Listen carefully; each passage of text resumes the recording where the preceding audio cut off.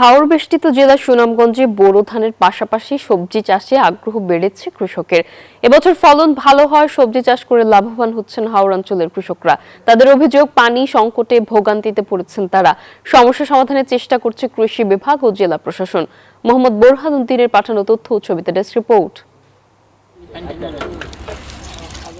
দিগন্ত জোড়া সবুজ ক্ষেত, করলা, শশা, শিম, বাঁধাকপি, ভুট্টা সহ বিভিন্ন জাতের শাকসবজি চাষে ব্যস্ত সময় পার করছেন সুনামগঞ্জের কৃষক।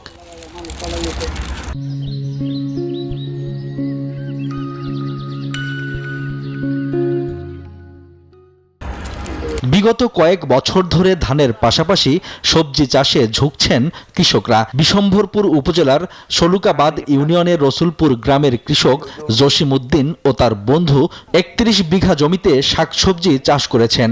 এরই মধ্যে কয়েক লাখ টাকার আগাম সবজি বিক্রি করে লাভবান হয়েছেন তারা। তবে পানি সংকটের অভিযোগ তাদের। ৩০ জন মানুষ কাজ করে, একটা বেতন দিয়া সবকিছু দিয়ে আমি কিছু লাভবান পাই। এখন লাভবান, কিন্তু এখানে আমরা যে পানির সমস্যাটা, এটা বিশেষ করে বড় সমস্যা। সবজি চাষাবাদে কৃষকরা লাভবান হওয়ার পাশাপাশি কর্মসংস্থানের সুযোগ তৈরি হয়েছে অনেকের। কম দামে আমরা এই সবজিগুলা তেনের ক্ষেতের থেকে আমরা ক্রয় করতে পারি। যে অভাব অনটনের দিন গেছে, এই সবজি খেতে কাজ করার পরে আমার সংসারের অভাব কিছুটা আমি আমার স্বামীর পাশে কিছুটা দাঁড়াতে পেরেছি। সবজি চাষে কৃষকদের উদ্বুদ্ধ করতে নানা পরামর্শ দিয়ে সহযোগিতা করছে কৃষি বিভাগ। শাকসবজি, ধান সহ সব ধরনের ফসলই আমাদের বিশ্বম্বরপুরের বাজেটে ব্লকে চাষাবাদ হচ্ছে। কৃষকরা অনেক লাভবান হচ্ছে। কৃষকদের সবজির আবাদ বাড়ানোর উৎসাহ দিতে এবং এ ব্যাপারে উপজেলা কৃষি অফিস সর্বাত্মক সহযোগিতা করছে।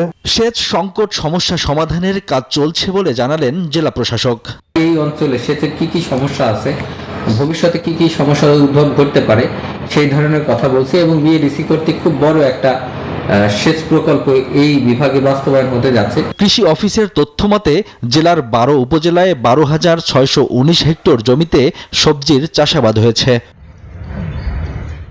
Desk report, news 24।